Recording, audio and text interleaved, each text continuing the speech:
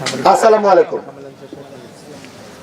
দেখুন, আমার দুই পাশে দুজন মানুষ, দুজন ভিকটিম।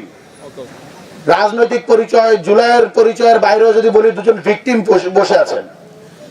তাদের বক্তব্য থেকে কিন্তু একটা কথা স্পষ্টভাবে পরিষ্কার, বাংলাদেশ একটি পুলিশি স্টেট হয়ে উঠছে।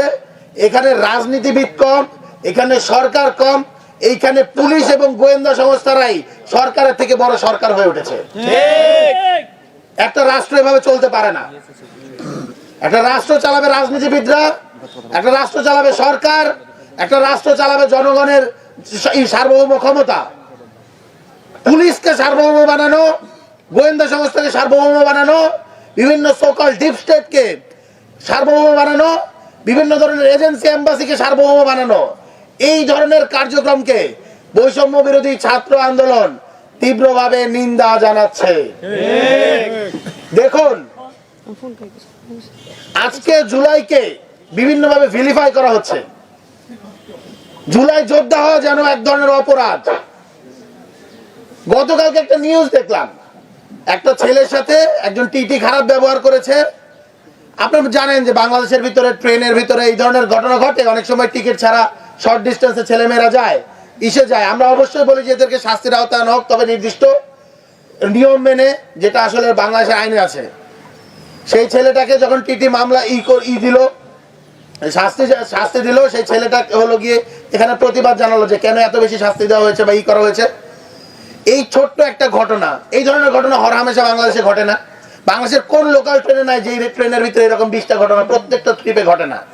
সেইখানে নিউজ করা হলো কি, ছাত্র পরিচয়ের টিটির সাথে হলো গিয়ে অসদাচরণ। টিটিকে কি বলা হয়েছে, আমরা দেশ স্বাধীন করেছি, আমরা কেন ভাড়া দিতে যাব। এই যে মিডিয়া ন্যারেটিভ, আপনারা ফ্রেমিং এর জিনিসটা একবার দেখেন। বাংলাদেশে যারাই লোকাল ট্রেনে ট্রাভেল করেন, যারাই করেন, তারা জানেন এরকম 10টা 20টা ঘটনা প্রত্যেকটা বগিতে ঘটে। এইরকম একটা ঘটনাকেও জুলাইকে ভিক্টিমাইজ করার জন্য, জুলাইকে হলো গিয়ে তার ক্রেডিবিলিটি নষ্ট করার জন্য এই ধরনের ন্যারেটিভ সেট করা হচ্ছে, এবং মেইনস্ট্রিম অনেকগুলো মিডিয়া এই ধরনের ন্যারেটিভ সেট করছে। আমরা সন্দেহ করি মিডিয়ার ভিতরে ফ্যাসিবাদের কিছু দোসর ঘাপটি মেরে বসে আছে, যারা আওয়ামী লীগের ফান্ডিং এ এই ধরনের অপচেষ্টা করছে। প্রত্যেকটা মিডিয়া হাউসকে আমরা বলতে চাই, আহ্বান জানাতে চাই, এবং সাংবাদিক ভাইরা, আপনারা যারা জুলাইয়ে আপনাদের জানের মায়া ত্যাগ করে আমাদের সংবাদগুলো সংগ্রহ করেছেন, প্রচার করেছেন, আপনাদেরকে বলছি, এই ফ্যাসিস্ট এনাবেলারদেরকে আপনারা আপনাদের মিডিয়া হাউস থেকে বের করে দেওয়ার জন্য অবিলম্বে প্রেসার দিন, প্রেসারাইজ করুন। লড়াই শুধুমাত্র রাজপথে না, প্রত্যেকটা মিডিয়া হাউসে থেকেও লড়াই আমাদের জারি রাখতে হবে। দেখুন, এই মেহেদিরা, এই সুরভীরা, এই যুগের প্রীতিলতা এবং সূর্য সেন, তারা তাদের জুলাইয়ের গল্প বলবে, তারা তাদের জুলাইয়ের অভিজ্ঞতা বলবে। জুলাই কিন্তু দুইটা পক্ষ ছিল, একটা গণহত্যাকারীদের পক্ষ আর একটা আজাদির পক্ষ। আজাদির পক্ষ যুদ্ধে জিতেছে, লড়াই করেছে। হাসিনা এই বাংলাদেশকে জুলাই একটি গণহত্যার পর্যায়ে নিয়ে গিয়েছিল, জুলাইকে একটি গৃহযুদ্ধের পর্যায়ে নিয়ে গিয়েছিল। এই জিনিসটা আপনারা কখনোই ভুলে যাবেন না। গৃহযুদ্ধে যারা বিজয়ী হয় তারা ইন্ডেমনিটি পায়, গৃহযুদ্ধে যারা হেরে যায় তারা শাস্তি পায়, যারা গণহত্যা করে তাদের বিচার হয়, আর যারা বিজয়ী হয় তারা রাষ্ট্রের ক্ষমতা নেয়।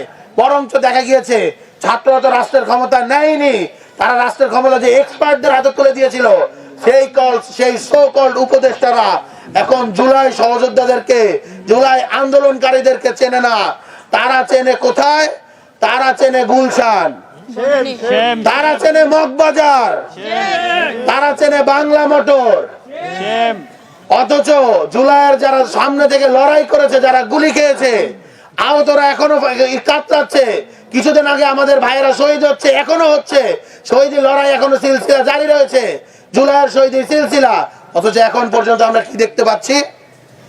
উপদেষ্টারা এক একজন, আমরা শুনতেও পাচ্ছি, তারা সেফ এক্সিট নেওয়ার জন্য বিভিন্ন দরবারে দরবারে আসলে এখন সারা দিচ্ছে, মাথা ঢুকতেছে, সেজদা দিয়ে বেড়াচ্ছে। কেউ যদি মনে করেন তারা সেফ এক্সিট নিতে পারবেন, তারা ভুলে যাচ্ছেন হাসিনার এক্সিটটা কিন্তু সেফ এক্সিট হয় না, সেটা হয়েছে পলায়ন।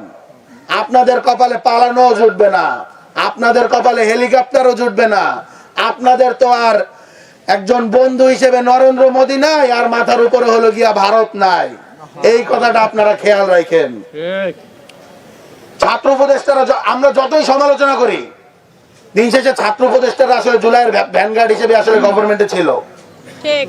যেদিন ছাত্র উপদেষ্টারা পদত্যাগ করেছে তার ঠিক একদিন পরে আমার ভাই শহীদ ওসমান বিন হাদির মাথায় গুলি করে তাকে শহীদ করে দেওয়া হয়েছে। বিচার বিচার বিচার চাই, হাদির হত্যার বিচার চাই, আমরা সন্দেহ করি, বিচার চাই, আমরা সন্দেহ করি হাদি হত্যার পেছনে সরকারের ভেতরে এবং বাইরে নানা মহল জড়িত ছিল, এবং এর বিচার যাতে না হয় এখন পর্যন্ত এই ষড়যন্ত্র চলমান রয়েছে। নইলে এখনো কেন বিচার নিয়ে, চার্জশিট নিয়ে, আসামি ধরা নিয়ে তালবাহানা করা হয়? বাংলাদেশের ইন্টেলিজেন্সকে নিয়ে অনেক কথা হয়। আমি একটা জিনিস বিশ্বাস করি এবং আমরা এই জিনিসটা দেখেছি, হাসিনা কিভাবে তার ইন্টেলিজেন্সকে তৈরি করেছে এবং তারা কিভাবে হাসিনাকে বছরের পর বছর ক্ষমতায় টিকিয়ে রেখেছিল। যে মিলিটারি ইন্টেলিজেন্স বিএনপির মতো এত বড় দল, জামাতের মতো এত বড় দলকে তারা নিঃশেষ করে দেওয়ার জন্য মতো এই পর্যায়ে নিয়ে গিয়েছিল, তাদেরকে আসলে প্রত্যেককে জেলে জুলুমের মধ্যে দিয়ে ভয় দিয়ে শেষ করে দেওয়া হয়েছিল। তারা একজন আসামি ধরতে পারে না, এই জিনিসটা আসলে সন্দেহের উদ্বেগ ঘটায়। বরং আমরা সন্দেহ করি তাদেরকে আসামি ধরা তো দূর, তাদেরকে নির্দেশই দেওয়া হয়েছে আসামিকে যাতে না ধরা হয়। আপনারা একটা জিনিস দেখতে পাচ্ছেন, বাংলাদেশে ফ্যাসিবাদের দোসরদেরকে নির্বাচনের সুযোগ দেওয়া হচ্ছে। ঠিক। যেই জাতীয় পার্টি গাধার দল হিসেবে আমরা তাদের উল্লেখ করতে চাই, স্বৈরাচারী হাসিনার ফ্যাসিবাদ যেই গাধাটা পিঠে বয়ে বেরিয়েছে সেইটা হলো জাতীয় পার্টি। সেই জাতীয় পার্টিকে এই নির্বাচনে সুযোগ দিচ্ছে। এই নির্বাচনে তাকে সুযোগ দেওয়ার মাধ্যমে কোন জুলাইকে আপনারা ধারণ করছেন? এই যে শহীদের রক্তের সাথে যদি এটা বেইমানি না হয়, তাহলে কোন জিনিসটা শহীদের রক্তের সাথে বেইমানি করা হবে? আমরা এই প্রশ্নটা বাংলাদেশকে, নির্বাচন কমিশনকে, এই ঐক্যমত্য কমিশনকে এবং সবশেষে ডক্টর মোহাম্মদ ইউনূসকে করতে চাই। আপনি তো বলেন কথায় কথায় শহীদের রক্তের কথা, শহীদের রক্তের শপথ, জুলাই গণ অভ্যুত্থানকে আপনি স্মরণ করেন। যদি স্মরণই করতেন কারা ফ্যাসিস্ট এনাবেলার ছিল, কারা হাসিনাকে হাসিনা হতে সহযোগিতা করেছে, হাসিনা তৈরি করেছে, কারা বিরোধী দলের ভ্যাকুয়ামে যখন দেশকে গণতান্ত্রিক হিসেবে দেখানো যায় নাই, কারা সরকারি দলের জোট থেকে বের হয়ে বিরোধী দল হয়ে হাসিনার ফ্যাসিজমকে গণতান্ত্রিক একটা মিথ্যা মোড়ক দিয়েছে, সেই জাতীয় পার্টিকে আপনারা চেনেন না? কেমনে আপনারা তাদেরকে নির্বাচনের সুযোগ দেন? আওয়ামী লীগ যতটা দোষী, হাসিনা যতটা দোষী, জাতীয় পার্টি ঠিক সমান দোষে দুষ্ট। আমরা বৈষম্য বিরোধী ছাত্র আন্দোলনের পক্ষ থেকে আহ্বান করছি, জাতীয় পার্টি সহ 14 দলের অনেকেই যারা ছিল, যারা ফ্যাসিস্ট এনাবেলার ছিল, যারা সহযোগিতা করেছে সরাসরি, তাদেরকে অবিলম্বে নির্বাচন থেকে বঞ্চিত করতে হবে, অব্যাহতি দিতে হবে এবং তাদের আইনি প্রক্রিয়ার মাধ্যমে নিয়ে আসতে হবে। এখন এই মুহূর্তে আমরা বৈষম্য, আরো একটা কথা আমরা বলতে চাই, জুলাই বিপ্লবের থেকে গড়ে ওঠা নেতৃত্ব দানকারী দল হিসেবে যাদেরকে আমরা চিনি, সেই এনসিপি কিন্তু জুলাই বিপ্লবীদের পাশে এসে দাঁড়ায়নি খুব একটা। আপনারা দেখতে পেয়েছেন সুরবীদের মুক্তির পরে তাদের নিয়ে বিবৃতি দেওয়া হয়, মাহাদিদের মুক্তির পরে তাদের নিয়ে কথা বলা হয়, কিন্তু তারা যখন বিপদে পড়েছিল, এনসিপির ফ্রন্টলাইনার নেতা যারা জুলাইকে সামনে রেখে জুলাইয়ের মধ্য দিয়ে নেতা হয়েছে, তারা প্রত্যেকে মুখে কুলু পেটে বসেছিল। আপনারা যদি মনে করেন নির্বাচনের মাঠে গিয়ে ভোটের খেলা খেলে আওয়ামী লীগের ওই সো কল্ড ভোটের জন্য আপনারা জুলাই বিপ্লবীদের হাত ছেড়ে দিবেন, তাহলে আপনারা বড় ভুল করছেন। আওয়ামী লীগ কখনোই বাংলাদেশের বন্ধু না, আওয়ামী লীগ কোনোদিন কারো বন্ধু হয় না। আওয়ামী লীগ হলো সেই কালসাপ যে এখন জাস্ট একটু গর্তের মাঝে ঢুকে আছে, সুযোগ পেলেই এমন জোরে ছবল দিবে, সেই বিষয়ে আপনি তো মরবেন। জুলাই গণ অভ্যুত্থানের আমাদের যে জুলাইয়ের যোদ্ধারা রয়েছে, তাদেরকেও সেই বিষ কিন্তু বিষ থেকে আমরা মুক্তি পাবো না, বা সেই বিষ তাদের মুক্তি দেবে না। এই মুহূর্তে আমরা বৈষম্য বিরোধী ছাত্র আন্দোলনের পক্ষ থেকে আমাদের যে 3 দফা দাবি এবং পরবর্তী কর্মসূচি সেটি ঘোষণা করতে যাচ্ছি। আমাদের প্রথম দফা একটু সংশোধিত হয়েছে। বৈষম্য বিরোধী ছাত্র আন্দোলনের পক্ষ থেকে 3 দফা দাবি। আমাদের প্রথম দাবি, মাহাদি ও সুরভিকে নিঃশর্ত মুক্তি দিতে হবে এবং ওমর ফারুক সহ সকল হেনস্থাকারী পুলিশ ও প্রশাসনের কর্মকর্তাদের বিরুদ্ধে তদন্ত কমিটি গঠনপূর্বক শাস্তিমূলক ব্যবস্থা গ্রহণ করতে হবে। আমাদের দ্বিতীয় দফা হলো, জুলাই গণঅভ্যুত্থানে অংশগ্রহণকারী ছাত্র শ্রমিক জনতার 1 জুলাই থেকে 8ই আগস্ট পর্যন্ত পরিচালিত সকল কর্মকাণ্ডের জন্য দায় মুক্তি প্রদান করে অবিলম্বে রাষ্ট্রপতির মাধ্যমে অধ্যাদেশ জারি করতে হবে। আমাদের 3 নম্বর দফা, সেটি হলো জুলাই বিপ্লবে গুরুত্বপূর্ণ অবদান রাখা সেনা, নৌ, বিমান বাহিনী সহ সামরিক, আধা সামরিক ও বেসামরিক প্রশাসনের সকল কর্মকর্তা, সৈনিক ও কর্মচারীদের ইতিহাস লিপিবদ্ধ করতে হবে। তাদেরকে সম্মাননা, স্বীকৃতি ও আইনি সুরক্ষা নিশ্চিত করতে হবে। কর্মক্ষেত্রে তাদের যাতে হয়রানি বন্ধ করা হয় তার জন্য একটি স্থায়ী কমিশন গঠন করতে হবে এবং 2009 সালের 25 ফেব্রুয়ারি থেকে ফ্যাসিবাদের রোষানলে পড়ে সশস্ত্র বাহিনীতে পদোন্নতি বঞ্চিত যে অফিসাররা রয়েছে, দ্রুত তাদের পদোন্নতি এবং গুরুত্বপূর্ণ সংবেদনশীল পদে তাদেরকে পদায়ন করতে হবে। আমরা দফাগুলো আরো একবার পড়ছি। মাহাদি ও সুরভিকে নিঃশর্ত মুক্তি দিতে হবে। ওমর ফারুক সহ হেনস্থাকারী পুলিশ ও প্রশাসনের কর্মকর্তাদের বিরুদ্ধে তদন্ত কমিটি গঠনপূর্বক শাস্তিমূলক ব্যবস্থা গ্রহণ করতে হবে।